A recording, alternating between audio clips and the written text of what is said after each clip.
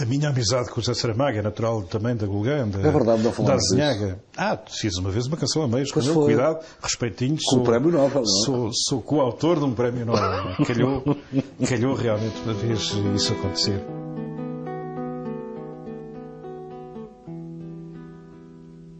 Ao princípio é nada.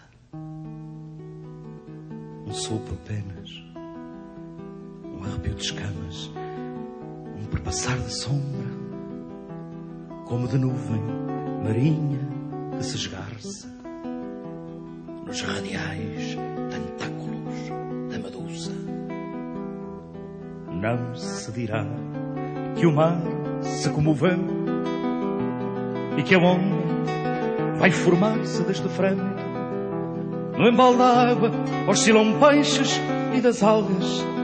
As hastes serpentinas à corrente se dobram como ao vento as searas da terra e as crinas dos cavalos.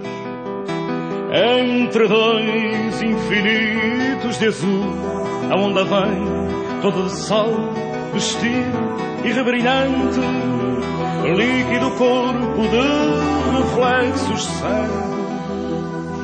Da terra o vento corre para ela, tal o macho ocioso para a fêmea aberta, transportando consigo o pólen das flores, fecundada a onda rola agora, trovejando na corrida para o parto que a espera, no leito de negras rochas que na costa se adorna de mil vidas fervilhantes. Mais alto ainda. Viver Saramago não é um espetáculo de poesia, ou de teatro, ou de música. Viver Saramago não é uma homenagem, uma recordação ou uma viagem ao passado. Viver Saramago é um apelo à vida, ao desassossego de quem é incapaz de calar as palavras dentro do peito. Viver Saramago é fazer da palavra dita ou calada a imagem de um sonho, de quem toda a vida foi capaz de olhar à distância e sonhar de curiosidade.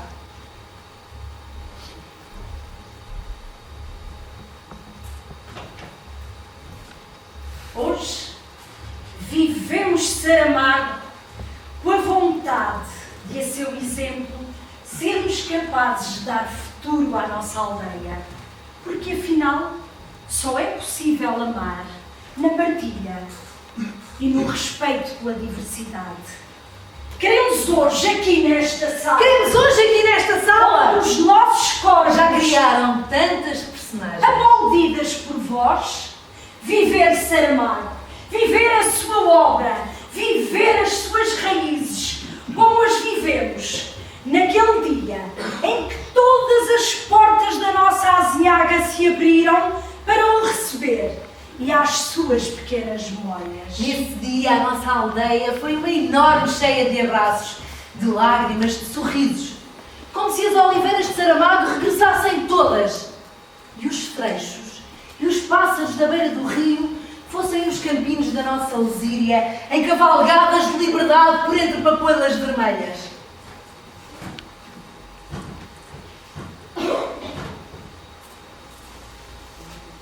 O certo é que hoje o Ribatejo e naturalmente a Azinhaga, a terra natal de Saramago, o sol teve um autêntico esplendor. Um dia muito solarengo que fez com que toda a gente se pudesse reunir junto à Junta de Freguesia da Azinhaga para receber os escritores. Eu penso que temos algumas imagens, alguns dos momentos em que podemos ver a chegada de Saramago e posso dizer que cerca de 1000 pessoas estavam para o aplaudir.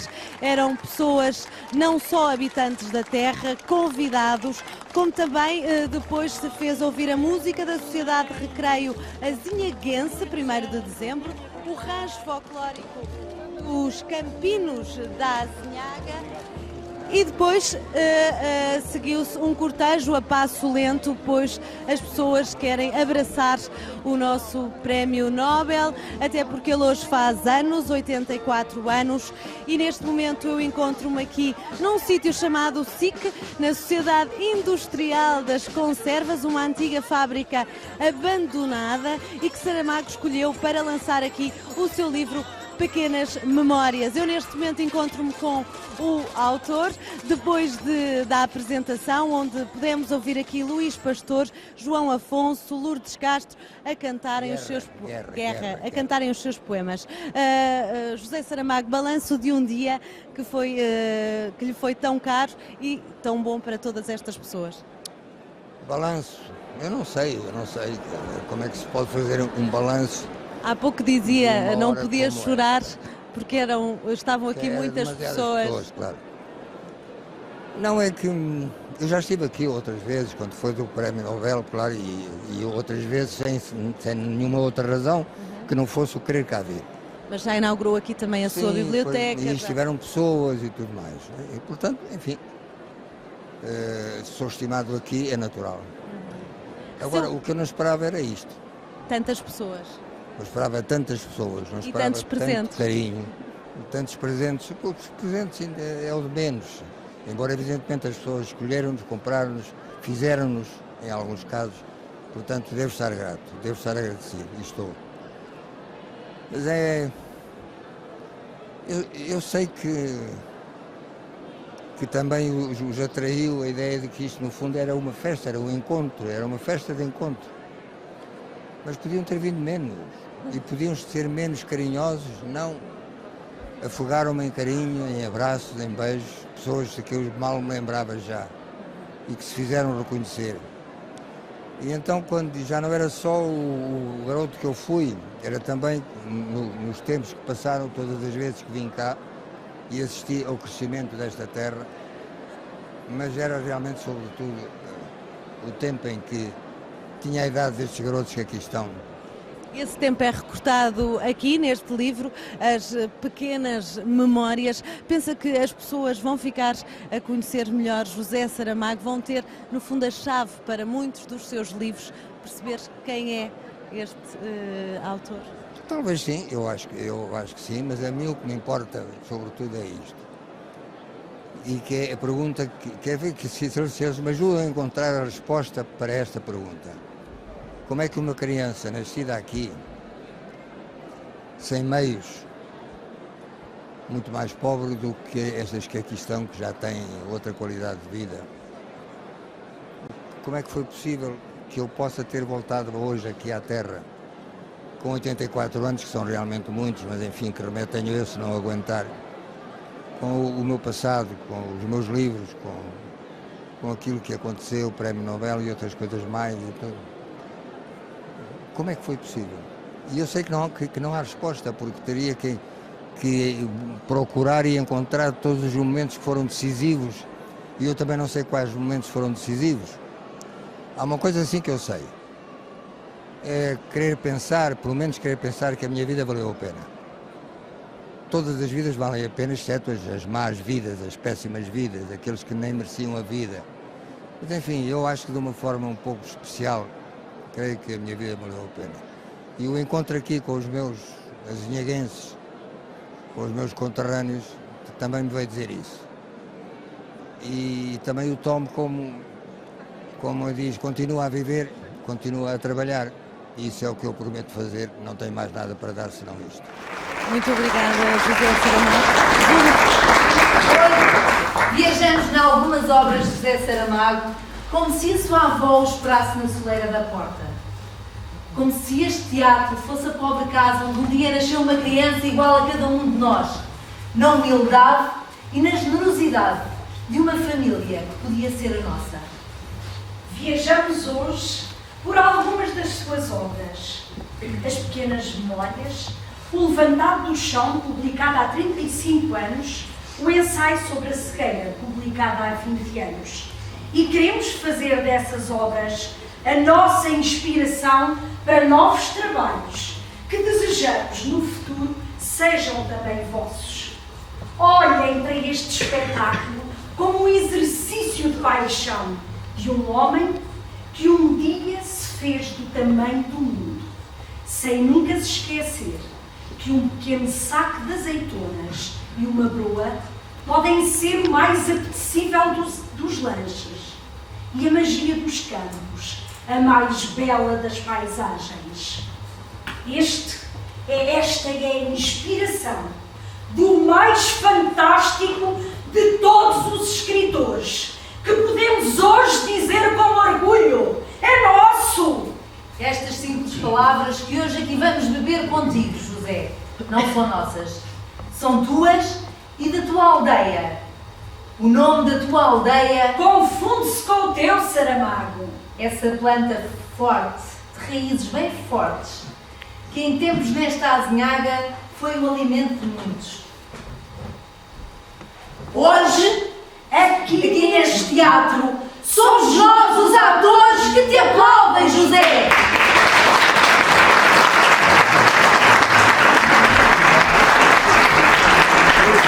Aos silopeixes e das algas, das hastes serpentinas, a corrente se dobra como ao vento das cianas da terra e as crinas dos cavalos. Entre dois infinitos de azul, a onda vem toda de sol, vestida e rebrilhante, líquido corpo de reflexos de céu, da terra ao vento. Ao mar ocioso, a terra aberta, transportando consigo o pó das flores, fecundada a onda agora trovejante, na corrida para o parto que a espera, no leito de negras rochas que na costa se alarga de vendidas de guerra. Mais alto ainda, as águas se suspendem.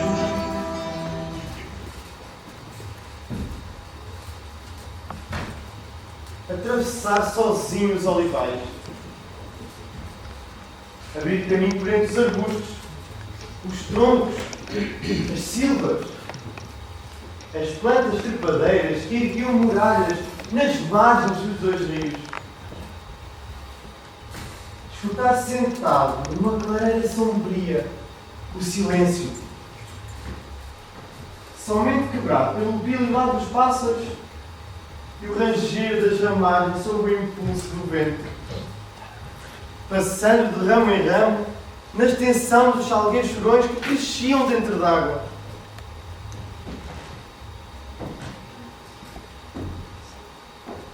Estas eram as aventuras do rapazinho da azinhaga, mas eram afinal as aventuras que iam construir o homem que um dia fui. Como naquele dia em que a criança se fez capaz, parti para a outra margem do Tejo, onde me iria encontrar com uma rapariga em que julgava estar enamorado. Passou-me para o outro lado, um velho barqueiro, chamado Gabriel, vermelho do sol e da água rente. Era assim uma espécie de gigante com os cabelos brancos. Tínhamos sentado ali nas tábuas do embarcador à espera dele, enquanto ouvia o ruído compassado dos remos. Ele aproximava-se. E ouvi que estava a viver um momento que nunca mais iria esquecer. Quando cheguei à outra margem, meti os meus pés ao caminho, como um caçador furtivo à procura de uma presa rara. O encontro com a minha namorada tinha sido afinal desafortunado, no meio de um barulho e dos fogos de artifício. Mas ouvi que no meio desta viagem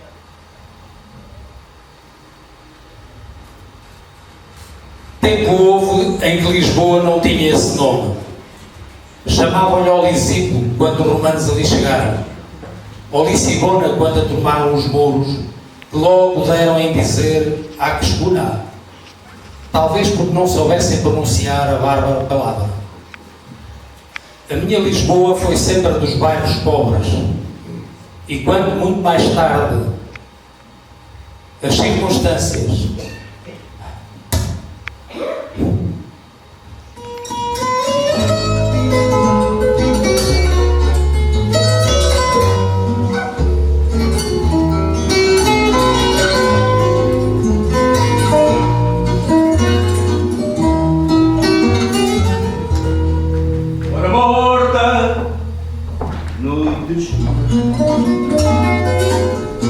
Uma guitarra afinada,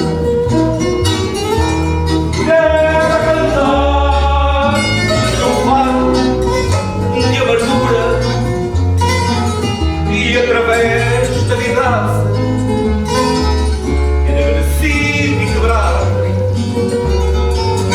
aquela voz magoada entristece pela paz.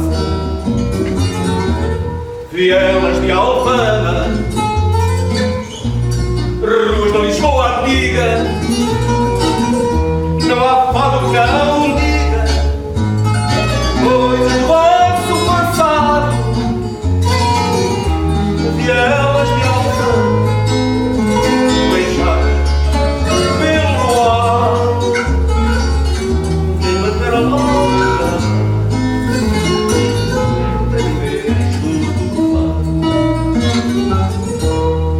Às vezes desperta e apanha desprevenidas duas bocas muito unidas numa porta entreaberta, tentou acordar, ciente da sua culpa, como quem pede desculpa, esconde-se envergonhada. Vielas de Alfama, ruas da Lisboa antiga, não há fado que não diga coisas do vosso passado para viver junto do fado.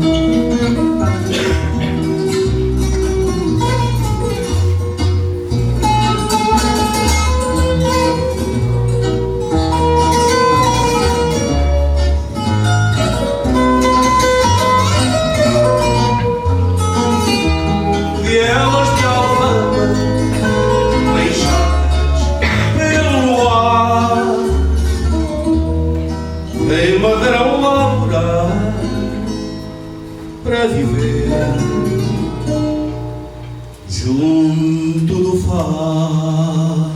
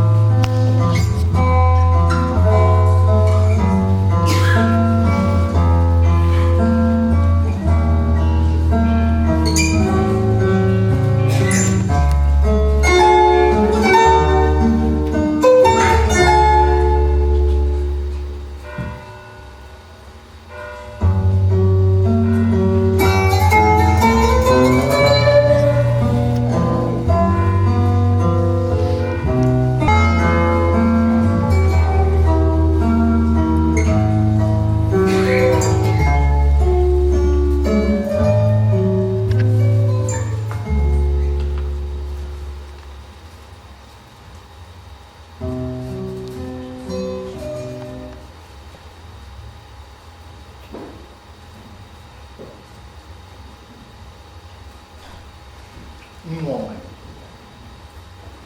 como as oliveiras que cresceram na tua memória, precisa de uma raiz sólida e humana. E esta aldeia deu todas essas raízes duras, gritadas como as mãos dos teus avós, calejadas como as dos camponeses que lutam contra as cheias do Almonda e do Tejo.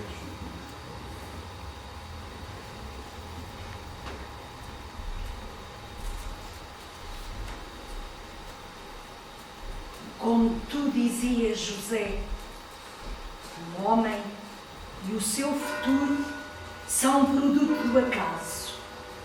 Um pequeno acidente nos caminhos da vida, Como se aquilo a que se chama futuro fosse o elefante da tua viagem.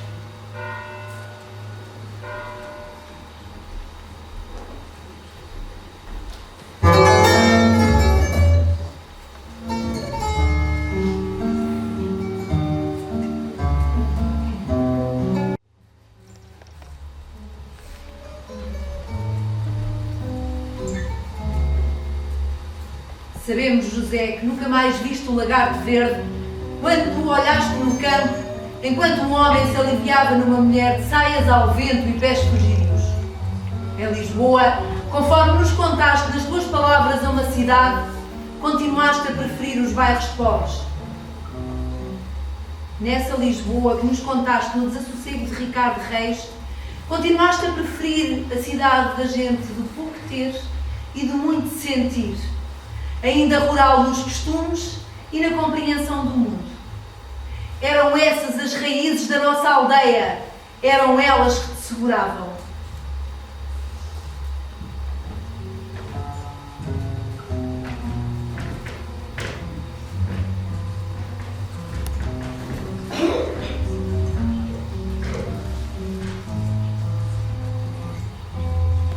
A minha aldeia chamam a Senhaga, molhada por esse rio que nunca a abandonou.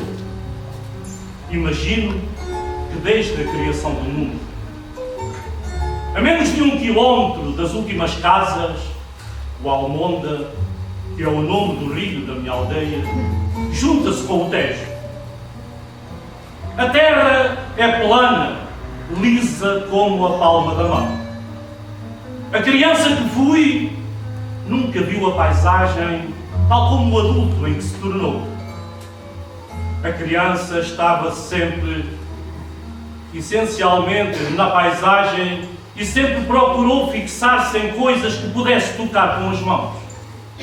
Fosse uma cobra rastejando, um porco a comer do coxo, um sapo saltitando sobre as pernas tortas, a geada brilhando sobre as ervas rasteiras, ou o rio, onde o adolescente, com palavras de adulto, havia de escrever um poema sobre esse rio, onde se tinha banhado e navegado.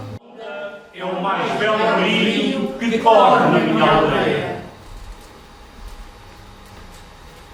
No novelo emaranhado da memória, eu puxo de um fio que me parece solto.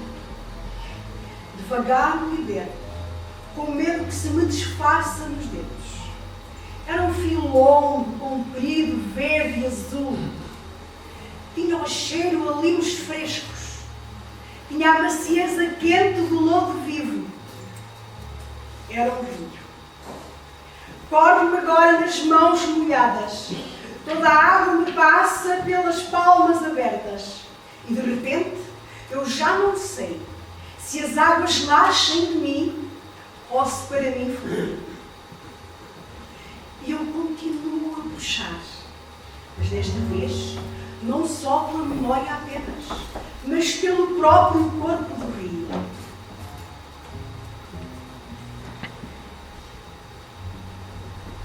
Sobre a minha pele navegam barcos. Eu sou também os barcos, e o céu que os cobre, e os altos chopos que vagarosamente deslizam sobre a película luminosa dos olhos. Nadam peixe no sangue e oscilam entre duas águas, como os apelos imprecisos da memória. Sinto a força dos braços e a vara que os prolonga. Ao fundo do rio e de mim, descem como um lento e firme pulsar do coração.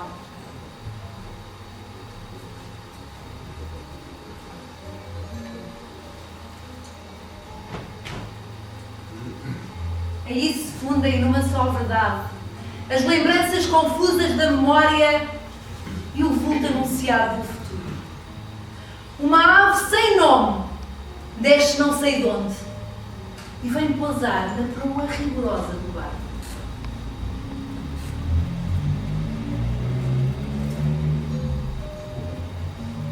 Imóvel, espero que todas as águas se banhem de azul. e que as aves, no alto dos ramos, digam, porque são tão altos os chopos e rumorosas as suas folhas. Aí 3 palmos enterrarei a minha vara até pedra viva, e haverá então o grande silêncio primordial, quando as mãos se juntarem às mãos. Já não existe a casa onde nasci. Também desapareceu num montão de escombros a outra, aquela que durante 10 ou 12 anos foi o lar supremo, a pobríssima morada dos meus avós maternos, Josefa e Jerónimo. Mas tudo isto há muito tempo que deixou de me causar sofrimento, porque num instante posso levantar na minha memória as suas paredes brancas, plantar a oliveira que dava sombra à entrada, abrir e fechar o postigo da porta à cancela do quintal, onde um dia vi uma cobra enroscada entrar nas pocilgas para ver mamar os bácaros. Ir à cozinha e deitar para o puca de esmalta a água, que pela 1000ª vez me matará a sede. Então, digo à minha avó: avó, vou por aí dar uma volta.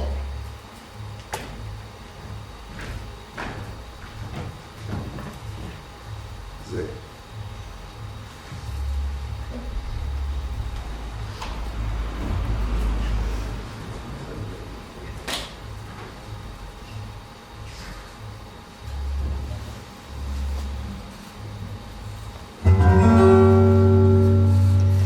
É meu e vosso este fado.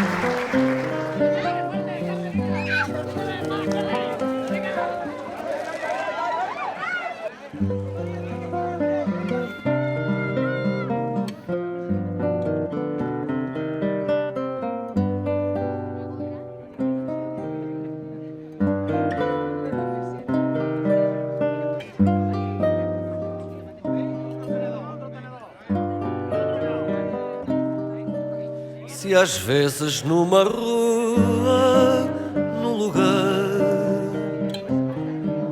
eu penso que um dia hei de morrer, sei que tudo que tenho vou deixar aqui onde hoje estou, deixo de estar, e tudo quanto sou deixo de ser. Medo da morte não consigo ter, mas outros mais humanos e banais, medos que a gente tem mesmo sem querer, como o medo que eu tenho de morrer, só por querer viver um pouco mais. Se consigo a meu modo estar no céu, mesmo vivendo neste chão de inferno, se apenas sou árvore que cresceu num espaço e num tempo que é o meu, para que havia eu de ser eterno? Mas como as minhas cinzas vão ficar debaixo de uma pedra do jardim, meu amor, tu sabes onde me encontrar, e uma flor sobre a pedra vais deixar de cada vez que te lembrares de mim, de cada vez que te lembrares de mim. Eu já não esperava vir a ter. Eu olho para o que vivi antes e vejo tudo isso como se tivesse sido uma longa preparação para chegar a ela. Pilar não estava ali à mão no início do caminho de Saramago. Como disse Violante, a única filha de Saramago, foi ela que o tornou mais acessível, mais aberto, capaz de derramar os sentimentos e de abandonar a sua habitual atitude de defesa. Não estava ali à mão Pilar del Rio, espanhola de Andaluzia, jornalista de 36 anos, e ele já com 64 anos e 2 casamentos. Porque tudo na vida de Saramago, mesmo a literatura, aconteceram tarde. A nossa relação não tem nome. É muito mais que mulher, amante, companheira, amiga. Tudo isto são palavras que não são capazes de definir a nossa relação. Pilar é uma mulher extraordinária e muito bonita. Ela nunca diz não a um apelo e dá toda a atenção do mundo à pessoa com quem estiver falando. Eu e José temos uma parceria para a vida. E, na verdade, quando viajei para Lisboa para conhecer esse escritor que admirava, não era atrás do escritor Saramago que eu vinha, mas sim de Ricardo Reis. Seguir os seus passos e a linguagem de Ricardo Reis. Bom, quando a conheci, era um homem já velho. Os amigos diziam-me que era uma loucura, um disparate, com a diferença de idade. Eu sabia, mas isso não me incomodava. Hoje não posso imaginar a minha vida sem ela. Não posso conceber nada se Pilar não existisse. Quando ela não está, a casa apaga-se e volta a brilhar na sua presença. A minha viagem a Lisboa estava programada com um grupo de 14 amigos. À última da hora, foram desistindo. Estava tão aborrecida que um deles me disse: não te preocupes, que eu levo-te. Para mim era importantíssimo. Pilar vem a Lisboa à procura de Pessoa, com o livro do Desassossego debaixo do braço. mas tinha a oportunidade de conhecer o escritor do ano da morte de Ricardo Reis e não quis deixar de lhe telefonar para o cumprimentar pela sua obra. O que eu queria não era tanto para o conhecer, mas sim para lhe dizer o prazer que me tinha proporcionado com a sua escrita. Nunca nos tínhamos visto. Era tudo muito profissional. Combinámos tudo por telefone. Então, fomos tomar um café, fomos visitar a campa de Fernando Pessoa. Foi tudo muito agradável.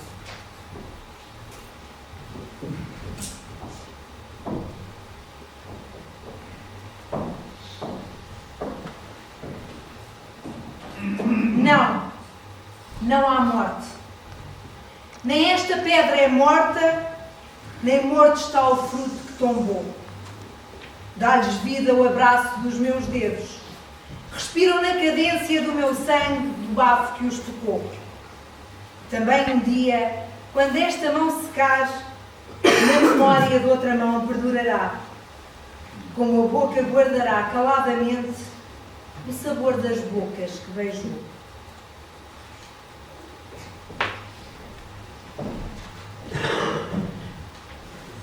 No dia seguinte ao nosso encontro, telefonou-me a pedir a minha morada. Na época, tinha um meio namorado e quando cheguei à Espanha, disse-lhe que não o queria ver mais. Fiquei livre, sem relações, sem amante. Sabia que algo ia acontecer. E aconteceu. Uns meses depois, José chegou, sem que tivesse havido uma carta, uma comunicação, nada. Apareceu em Sevilha. Eu sabia que apareceria, mais tarde ou mais cedo. Nunca ninguém mais entrou na minha vida, porque eu esperava por ele. Éramos tão parecidos, partilhávamos tanta coisa, que era impossível que não a vivêssemos juntos. Não o conhecia pelas 2 horas que tinha estado com ele. Conhecia-o pelo que escrevia. A Pilar que ainda não havia nascido e que tanto tardou em chegar.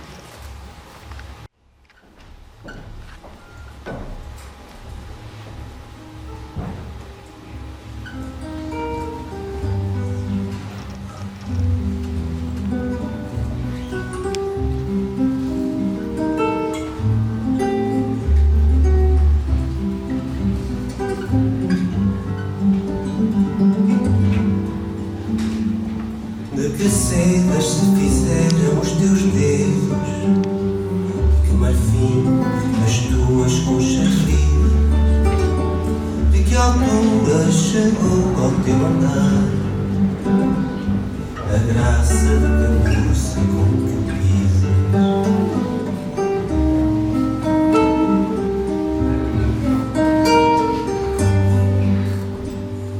de que amoras maduras se espremeu o rosto aciculado do teu seio, de que índias o bambu da tua cinta e o olho dos teus olhos de um pivã,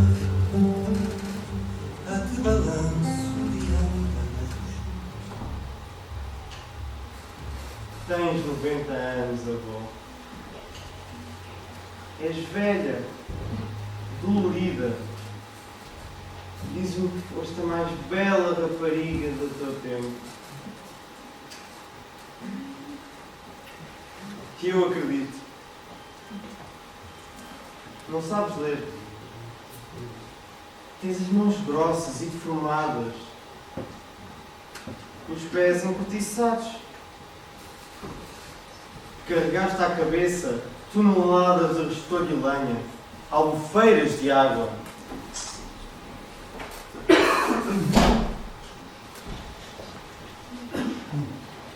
Viste nascer o sol todos os dias. De todo o pão que amassaste, se faria um banquete universal.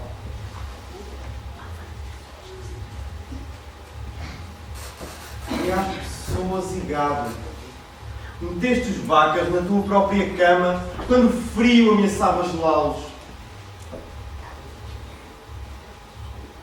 Contaste-me histórias de aparições e lobisomens, velhas questões de família, um crime de morte.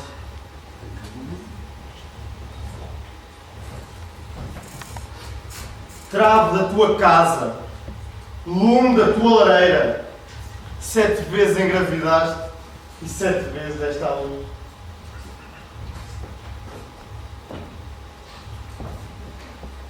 Não sabes nada do mundo. Nem entendes de política, nem de economia, nem de filosofia, nem de literatura, nem de religião. Herdaste umas centenas de palavras práticas, um vocabulário elementar. Mas com isto viveste e vais vivendo.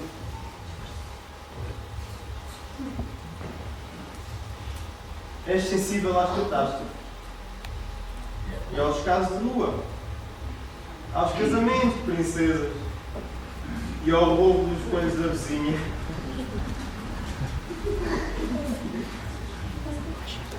O teu riso é como um foguete de cores. Como tu, nunca vi rir ninguém.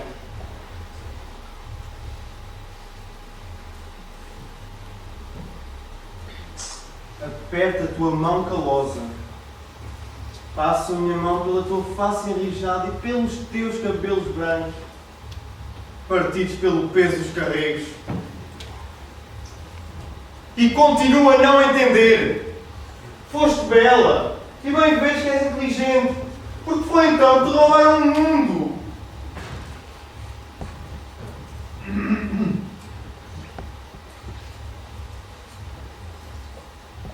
O mundo continuará sem ti e sem mim.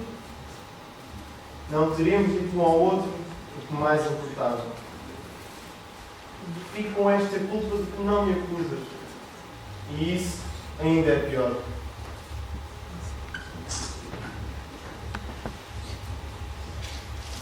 Mas porquê, pô?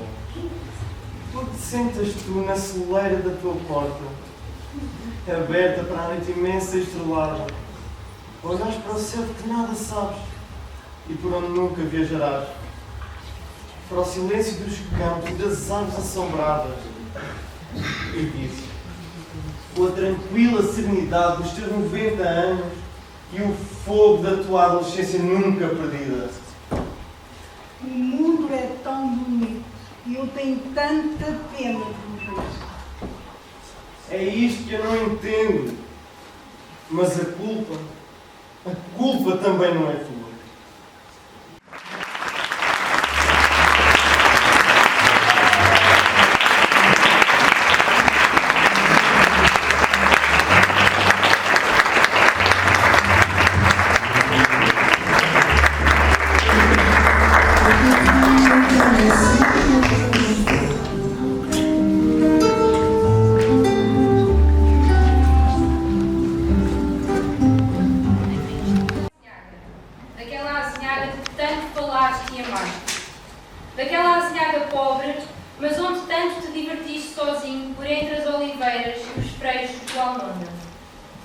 como tu disseste quando nos visitaste para lançar as tuas pequenas memórias, hoje os nossos jovens têm outras condições, outra vida.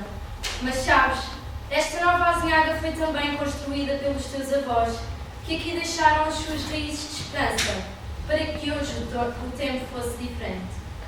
Ouvimos falar muito de ti, José Saramago, nas televisões, nos jornais, e sabemos que somos jovens que amam a tua azinhaga e queremos que saibas que não te deixaremos morrer, porque só o esquecimento mata, e nós seguraremos nas nossas mãos o teu futuro, o teu Almonda, onde um dia lutaste com um peixe, como se fizesses dessa luta uma aventura.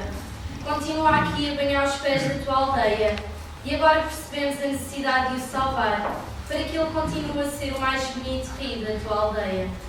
A tua e a nossa aldeia está mais bela, porque os homens e mulheres desta aldeia a amam e fazem dela a tua herança. A nossa juventude tem todos os sonhos do mundo, como os teus, que nos servem de inspiração para conquistarmos o impossível. Nas nossas pequenas mãos sentimos a tua herança, sentimos as mãos gritadas dos teus antepassados. Por isso, José Saramago, não deixaremos que a tua memória se afogue no Almonda e nos sentaremos contigo no banco de jardim, onde todos os dias nos olhas com palavras de desejo. Obrigado, José.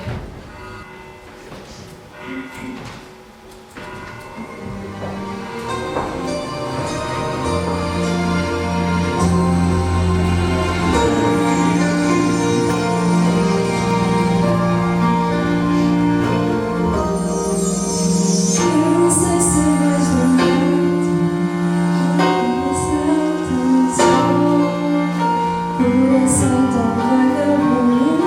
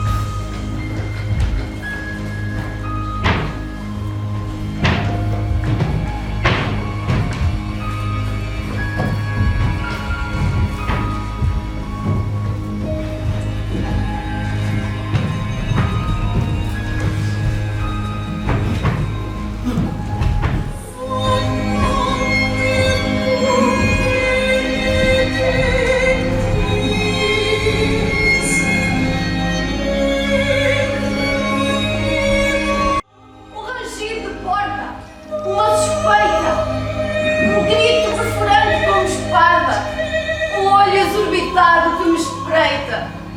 Há um fragor de vida derrocada, um doente que rasga uma receita, uma criança que chora sufocada, um juramento que ninguém aceita, uma esquina que salta de emboscada, um risco negro, um braço que rejeita, um resto de comida mastigada, uma mulher espancada que se deita. 9 círculos de inferno teve o sonho, 12 provas mortais para vencer.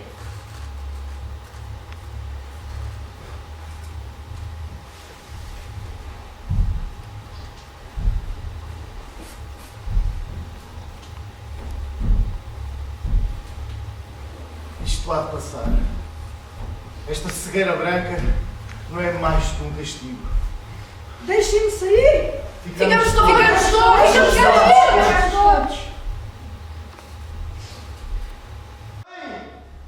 Mas que é feito da humanidade? Acabou tudo com esta cegueira.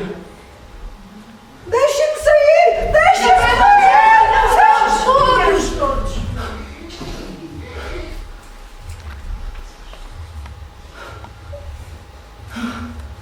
Estamos cegos.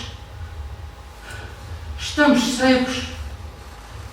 Ou afinal sempre estivemos cegos, sem perceber que vendo não víamos.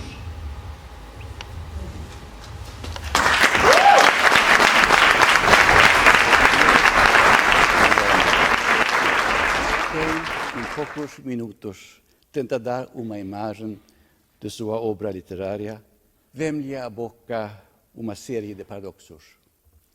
Você, José Saramago, tem-nos dado engenhosas versões de uma história que não se deixa aprisionar. E tem-se destacado como um narrador da velha escola, com acesso a todas as liberdades contemporâneas, e caracterizado pelo cepticismo epistemológico do nosso tempo. A sua marca distintiva é, simultaneamente, a ironia e a empatia, a distância sem distância. Espero que este prêmio possa atrair muita gente a seu tão rico e complexo mundo. Quero apresentar-lhe as mais calorosas felicitações da Academia Sueca e convidado a receber das mãos de Sua Majestade o Rei o Prêmio Nobel de Literatura deste ano.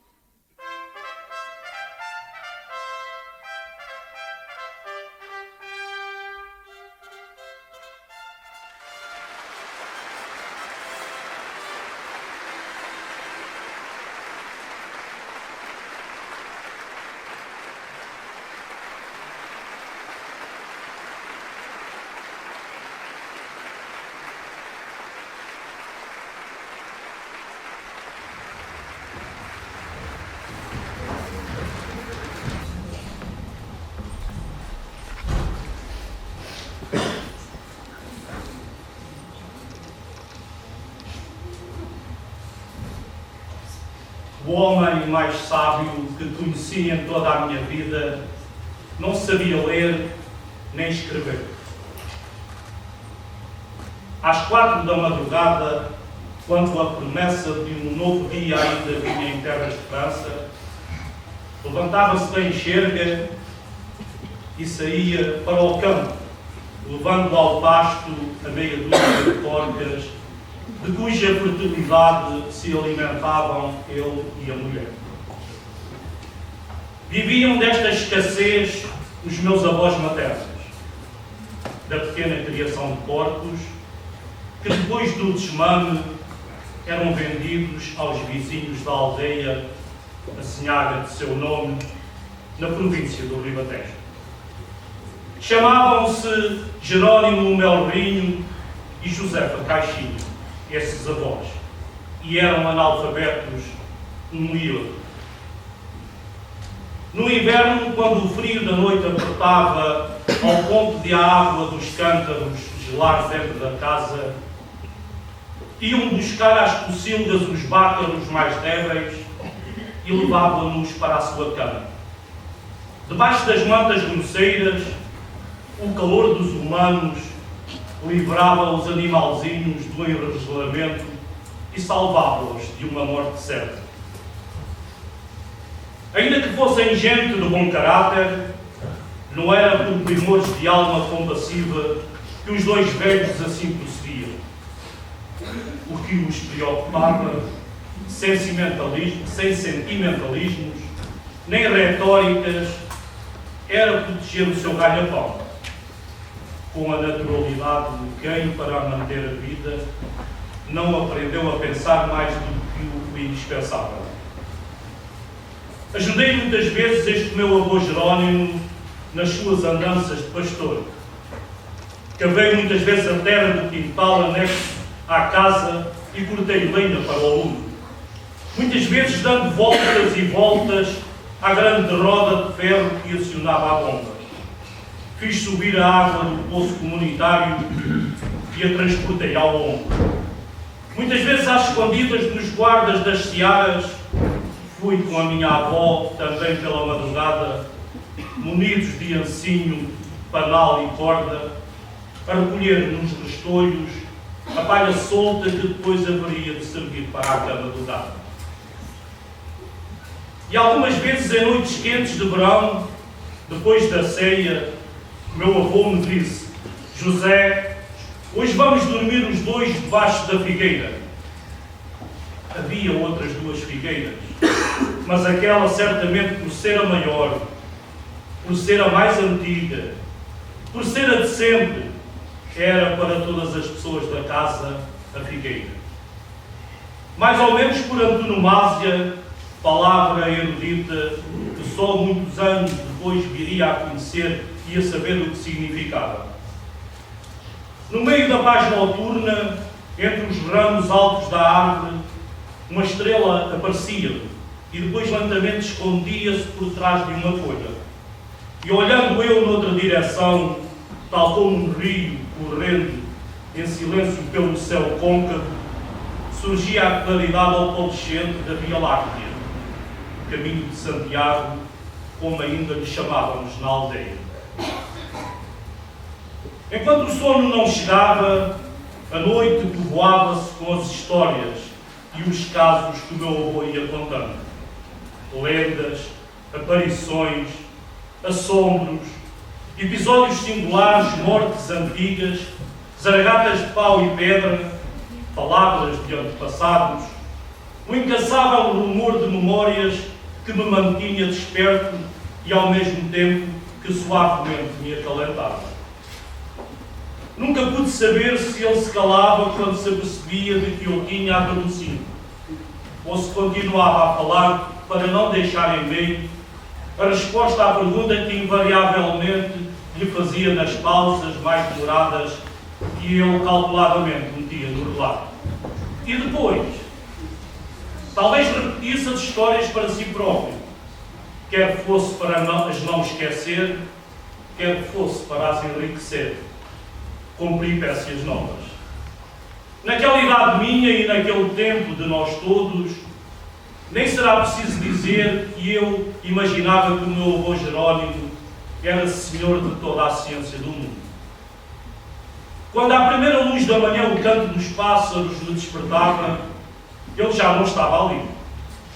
Tinha saído para o campo com os seus animais, deixando-me a dormir. Então levantava-me, dobrava a manta e descalço, na aldeia andei sempre descalço até aos 14 anos, ainda com palhas agarradas ao cabelo, passava da parte cultivada do quintal para a outra, onde se encontravam as pocilgas, ao lado da casa. Minha avó, já a pé antes do meu avô, punha-me na frente uma grande tigela de café com pedaços de pão e perguntava-me se tinha dormido bem. Se eu lhe contava algum mau sonho nascido das histórias do avô, ela sempre me tranquilizava. Não faças caso, em sonhos não há firmeza. Pensava então que a minha avó, embora fosse uma mulher muito sábia, não alcançava as alturas do meu avô. Esse que, deitado debaixo da figueira, tendo ao lado o neto José, era capaz de pôr o universo em movimento apenas com 2 palavras. Este foi o meu avô Jerónimo, pastor e contador de histórias, que ao sentir que a morte o vinha buscar, foi despedir-se das árvores do seu quintal, uma por uma, abraçando-se a elas a chorar, porque sabia que não as tornaria a ver.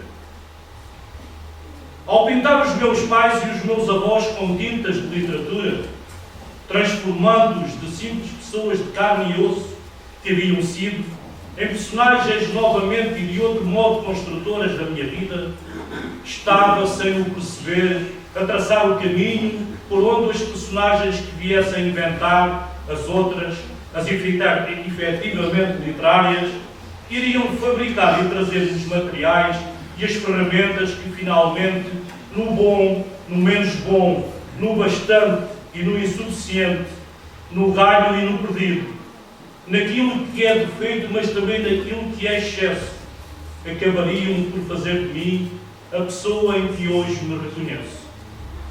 Criador dessas personagens, mas ao mesmo tempo criatura delas. Em certo sentido, poder-se-á mesmo dizer que, letra a letra, palavra a palavra, página a página, livro a livro, tenho vivido sucessivamente a implantar no homem que fui as personagens que criei. Creio que sem elas não seria a pessoa que hoje sou. Sem elas, talvez a minha vida não tivesse logrado ser mais do que um esboço impreciso. Uma promessa, como tantas outras que de promessa não conseguiriam passar. A existência de alguém que talvez pudesse ter sido e, afinal, não tinha chegado a ser.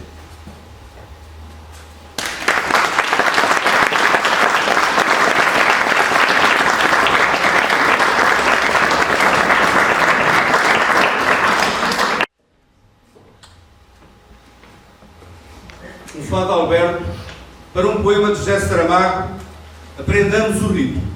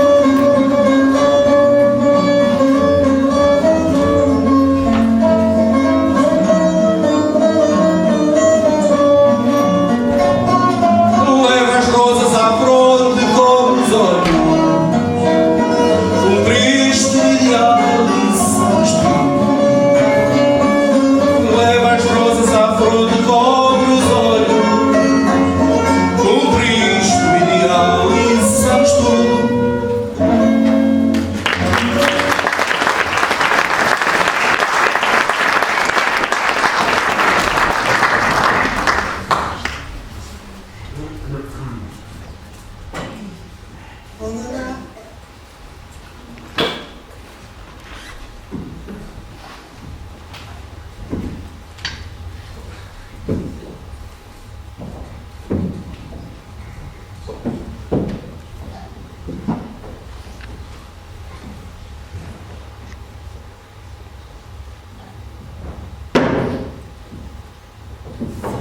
contra fome, miséria sobre miséria, pão que tanto nos custa.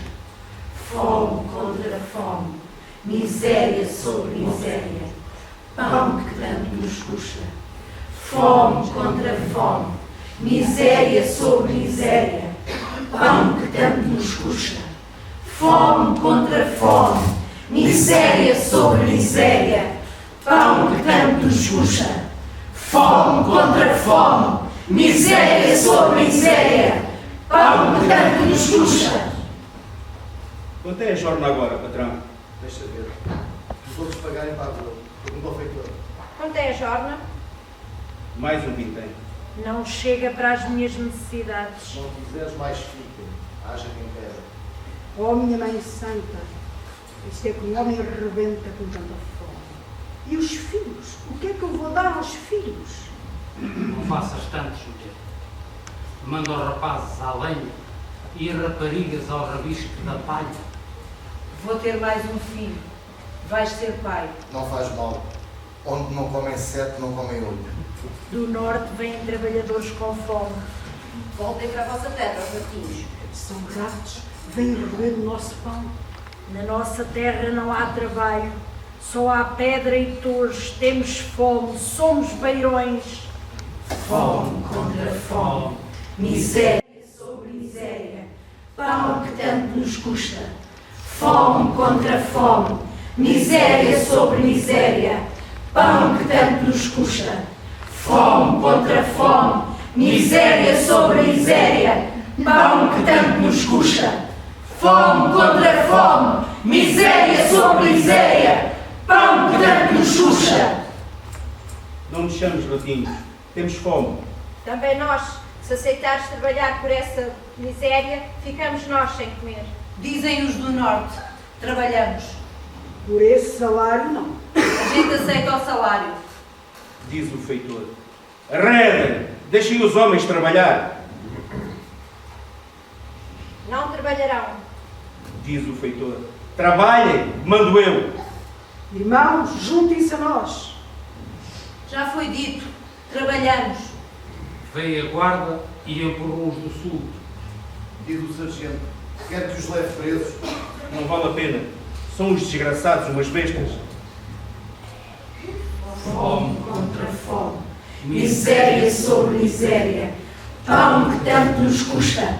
Fome contra fome, miséria sobre miséria, pão que tanto nos custa. Fome contra fome, miséria sobre miséria, pão que tanto nos custa. Fome contra fome, miséria. Levantai-vos do chão!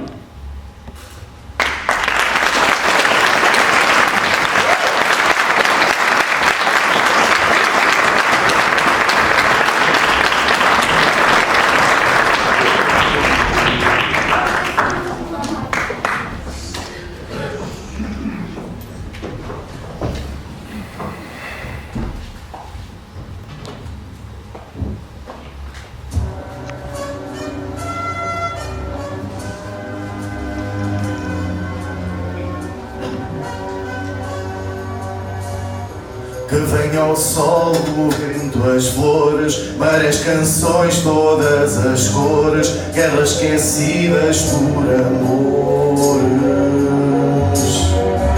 Que venham já trazendo abraços, vistam sorrisos de palhaços, esqueçam tristezas e embaraços.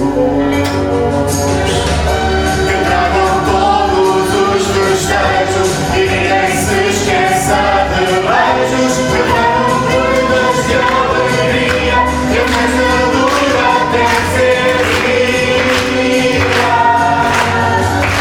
Que se privem nas despesas, afastem todas as tristezas, vão viver